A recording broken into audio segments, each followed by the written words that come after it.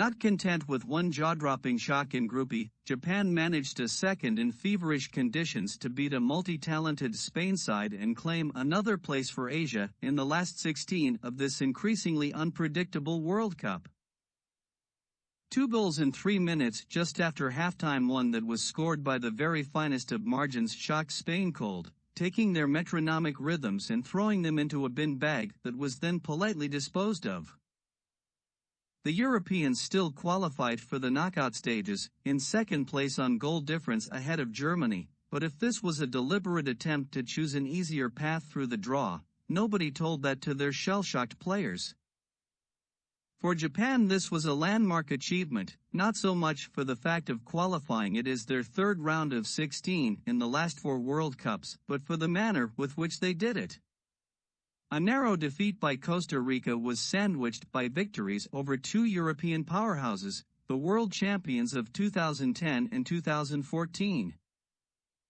The players remained on the pitch for a long period after the stands of the Khalifa International Stadium had begun to empty, soaking up the moment with ebullient traveling fans and a crowd of photographers. Statistics show that Japan averaged possession of just 18% over the course of 90 minutes, and they completed 175 passes to Spain's 991.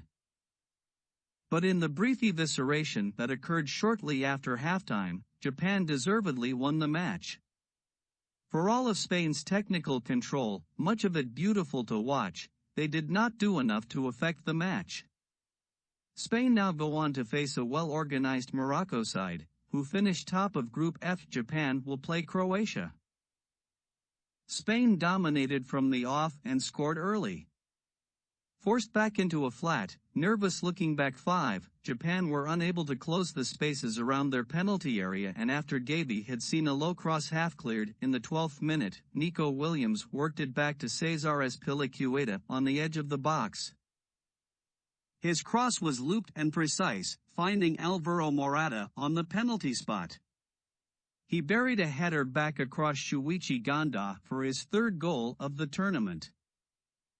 The teenaged Gavi, alongside his 20-year-old Barcelona partner Pedri, were the stars of the first half, orbiting around their midfield anchor Sergio Busquets with a trajectory hidden from their opponents.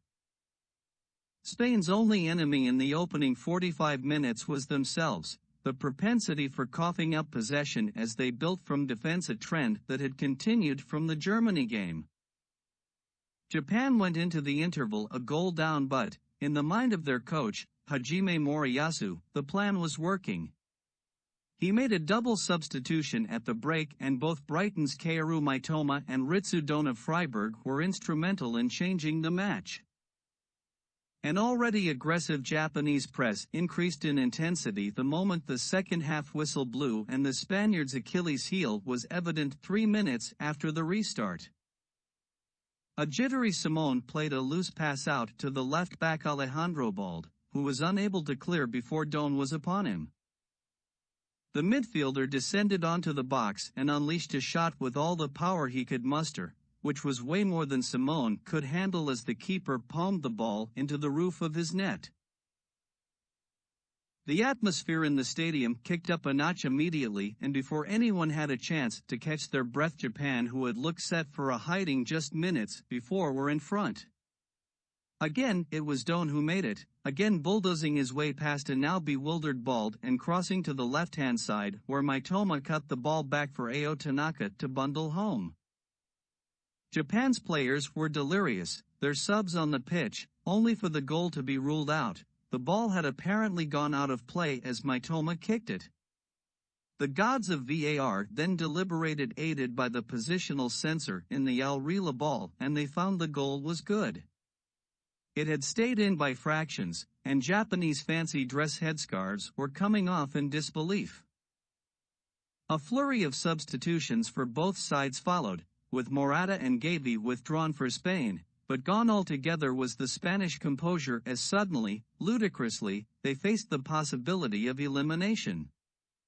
For a minute or two it was even a reality, when Costa Rica took a brief lead against Germany.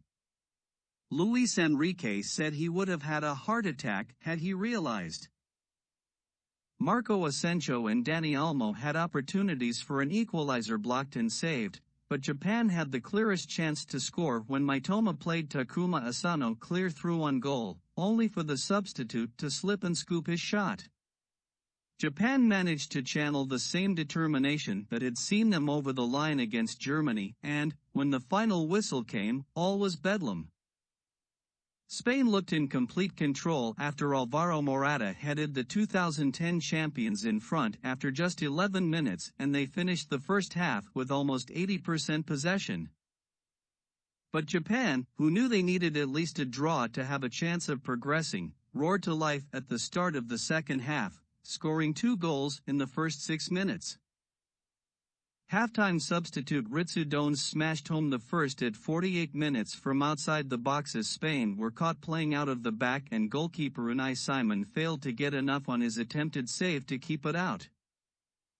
With Spain still reeling from that bolt from the blue, Japan took the lead in controversial circumstances. The goal initially looked to have been disallowed with the ball appearing to roll out of play before Keiro Mitoma cut it back for Ao Tanaka to bundle in from close range. But after a VAR review, the goal was given, turning the complexion of the group on its head. At that point, a win for Costa Rica over Germany in the group's other game would have knocked Spain out of the competition. But a Germany win meant that Spain progressed, despite failing to find an equalizer against Japan. Since qualifying for their first World Cup in 1998, Japan have never reached the quarterfinals, but they have already shown here that anything is possible, starting with a knockout round matchup against Croatia on Monday. It also becomes full circle for Moriyasu, who played in a World Cup qualifier against Iraq in Qatar in 1993, which became known as the Tragedy of Doha after Japan conceded a stoppage-time equalizer to deny them an appearance at the 1994 tournament. This result will surely soothe that painful memory for Moriyasu as his team continue an improbable run in Qatar.